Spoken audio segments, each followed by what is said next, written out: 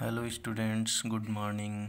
आज हम पढ़ना चाहेंगे ऑर्गेनिक केमिस्ट्री का चैप्टर नंबर 9 जिसका नाम है कार्ब धात्विक यौगिक ऑर्गेनोमेटेलिक कंपाउंड्स।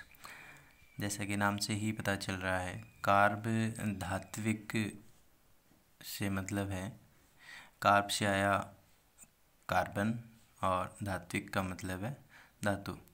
यानी अगर किसी कंपाउंड में कार्बन और धातु के बीच में अगर कोई बॉन्ड बन रहा हो तो ऐसे कंपाउंड्स को हम कार्ब धात्विक यौगिक बोलते हैं।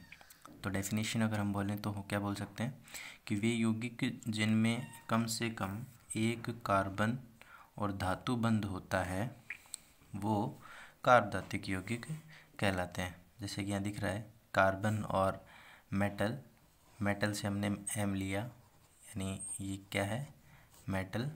यानी कार्बन और मेटल के बीच में अगर कोई बॉन्ड अगर बनता हुआ दिखाई दे रहा है तो ऐसे यौगिक जो है वो कार्ब धात्विक यौगिक कहलाते हैं। यहाँ जो मेटल जो है वो मैग्नीशियम हो सकता है, लिथियम हो सकता है, एल्यूमिनियम हो सकता है, टिन हो सकता है। अगर मैग्नीशियम अगर हमारा मेटल है तो हम इसको ऑर्गेनो मैग्नीशियम कंपाउंड्स बोलते हैं। लिथियम अगर हमारा मेटल है तो हम ऑर्गेनो लिथियम कंपाउंड्स बोलते हैं। ऐसे अगर एल्यूमिनियम हो तो ऑर्गेनो एल्यूमिनियम कंपाउंड्स, अगर टिन हो तो ऑर्गेनो टिन कंपाउंड्स।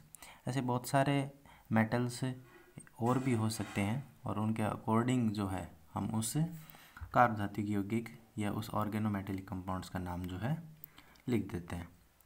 आप लोगों के जो सब्जेक्ट में जो कोर्स में जो दिया हुआ है वो सबसे पहले नंबर पे जो कार्ब धात्विक यौगिक दिया हुआ है वो है ऑर्गेनो लिथियम यौगिक। ऑर्गेनो लिथियम या मैं बोलूँ कार्ब लिथियम कम यौगिक। देखो ऑर्गेनो लिथियम यौगिक को लिखने का तरीका है कि हम इसको लिख देते हैं RLI। जैसे कि मैं यहाँ बॉन्ड दिखा रहा हूँ, एक्चुअल में RLI में ये जो बॉन्ड है ये नहीं होता है। क्यों? क्योंकि RLI में जो है R पर नेगेटिव और लिथियम पर जो है वो पॉजिटिव चार्ज होता है। अगर मैं किसी और ऑर्गेनोमेटेलिक कंपाउंड्स या किसी और कार्ब धात्विक यौगिक की अगर मैं बात करूं तो वहाँ जैसे कि हम बात करते हैं RMgX, यानी इसको हम ग्रिग्नार्ड रिएजेंट के नाम से जानते हैं, ग्रिग्नार्ड अभिकर्मक के नाम से जानते हैं। वहाँ